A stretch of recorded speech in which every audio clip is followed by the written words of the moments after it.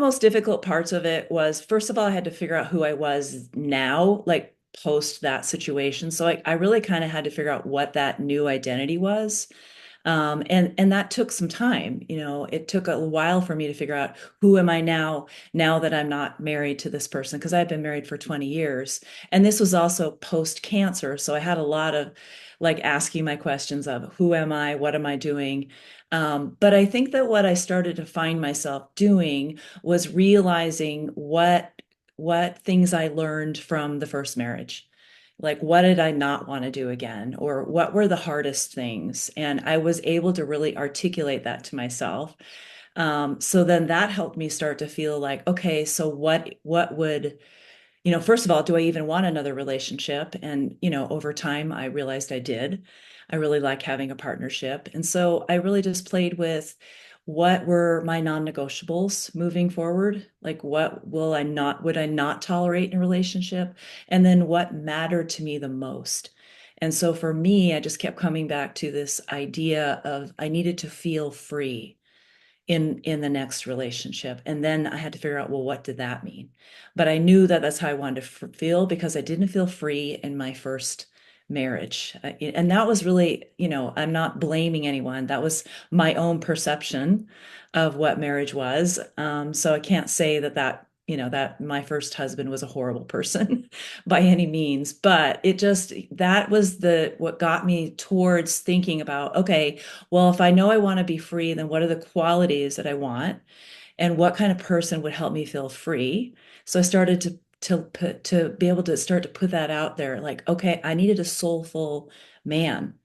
I needed somebody who had compassion.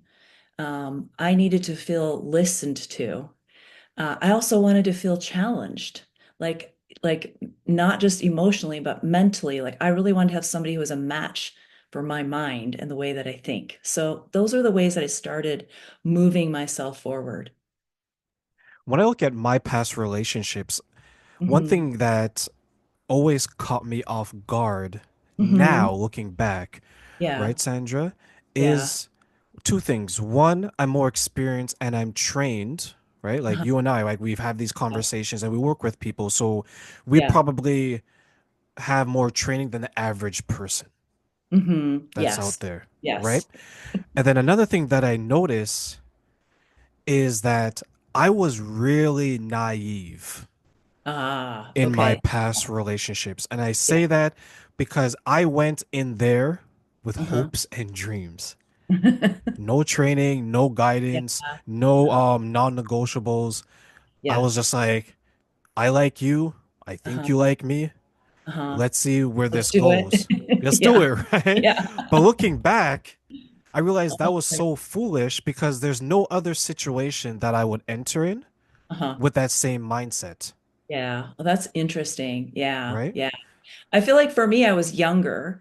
And we were younger. So I think we were kind of naive too. Like it was just like love, we have love, it's all great, but then what happens when, you have conflict, because I think neither of us, my first husband, had no idea how to deal with conflict, right?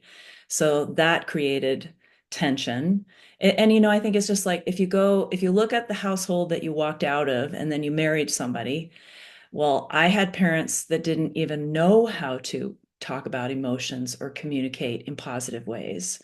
So, it doesn't set us up really to be very knowledgeable about what it means to be in a relationship.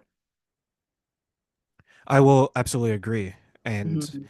I just wonder if we can better prepare people, how much more successful will relationships be? Like you always hear the divorce is this, the divorce is that, even though the mainstream will say that the divorce is increasing, but then when you Hmm. actually look at the numbers are decreasing. Yeah, no, it's not true. It's not true, right? So I always wonder how much of external factors impact Mhm. relationships. What are your thoughts on that? I think external factors do influence it if you're not aware of yourself.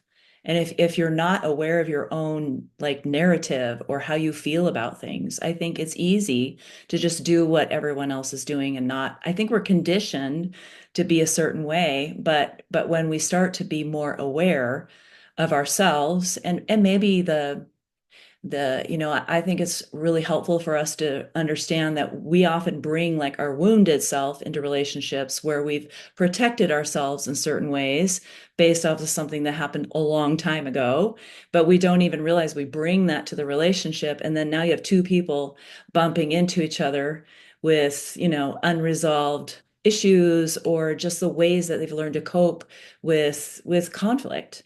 So I think that that's a huge thing that no one is. I mean, there's just not a lot of conversations about that. If you go into therapy, you're going to have those conversations, but there's just no understanding of that you have to be aware, and really know what you're signing up for and really get to know that person. And I think that's what a lot of relationships don't do. They're like, oh, I know you, you know me, and we're just these people over here, and we don't change. And to me, that's a really flat relationship, and I find that to be quite boring. You know?